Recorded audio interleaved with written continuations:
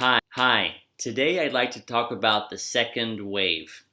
About a month ago, my friend asked me, Peter, what's going to happen with the second wave? Well, what do you think? I was like, what second wave? I haven't even heard about this. And he was like, well, this is everywhere. Everyone's talking about it, or people are starting to talk about it. And the funny thing is that it hasn't even happened yet, and already people are talking about it. It's starting. I checked on BBC and CNBC, so it's starting to become news.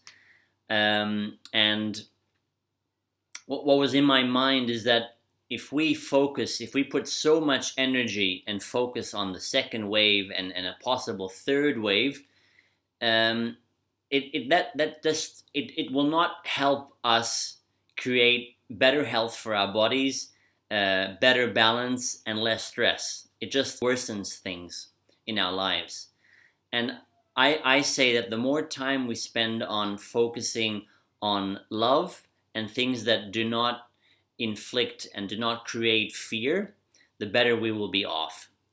So many people are focusing on the second wave and the things that it might bring, as opposed to spending that same time on focusing on positive thoughts and things that create love and balance and sharing and caring, for example, and caring and spending that time on our health, eating healthy, doing more sports, and yeah, just creating a healthier body, a healthier environment around us. So the time that we're focusing on media these days is enormous. I mean, if you think about it, 20 years ago or 25 years ago, we had radio and we had TV, and maybe we spent 10 to 15 minutes on listening to the night news at 6 p.m.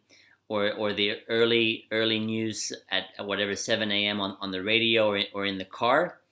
Now we have media 24/7. We have it on Facebook. We have it everywhere, YouTube, and we have a lot of negative media everywhere as well.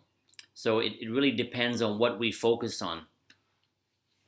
And for me and for my son and my friends and my family, I really want to set an example, and I want to ask myself and ask the people of this planet if we are going to, how far will we allow this to go?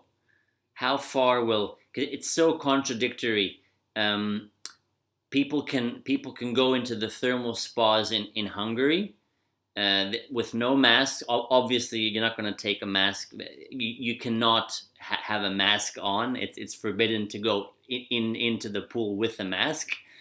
So and there are hundreds of people in the thermal spas, in the saunas, inside. So that's allowed, but you're not allowed to be on a bus at, let's say, 9 p.m. on Sunday night when there's only two people and they're 10 meters apart, but you need a mask there.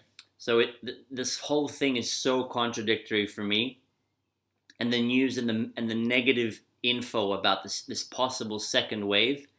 So all I'm saying is to try to focus on love, focus on our health, obviously, on a balanced, healthy body. And another thing, what's very interesting is in Hong Kong. I just heard recently that in Hong Kong, if you enter Hong Kong, everyone gets a bracelet at the airport, and they have to check in. They have to check in 5 times a day, and with their mobile phones. If they don't check in at least once out of the 5 times, then anyone can come out to that location and check if everything's fine with you. So it just, for me, when I heard that, it just sounded like 1984 by George Orwell. And really the question is, how far will we go? How many people will be happy to get a vaccine and say, okay, just stop these negative news every day, day by day, for months, it might be years, I'll be happy to take that vaccine. I'll happy to do anything. Just please leave me alone. And it really does come down to this, and of just asking ourselves, what can be the real truth, or what is our truth? For me, it comes down to what is my truth, and what is my world. What is the world that I, Peter Jones, live in? Do I accept fear and outside factors to influence me, or do I wake up happy? Do I try not to follow the negative news? So how far will we go? How far can the media, which is, by the way, very, very strong in organizing with governments, the media, politicians, it's very effective. I must admit, they are faster and faster with 24-hour news, second by second. They are very efficient. How far can this go? We don't know, but a lot of it is up to us, I believe, because the people and the majority have the power to decide what kind of fate that they would like. It's our choice in what we will do, what we will accept. Do we accept fear, or do we accept love? Do we want to live in a future with our children based on fear, or do we want to show our children that we will not follow all the rules, or that some of the rules are not necessarily true, or it's not an extension of the truth?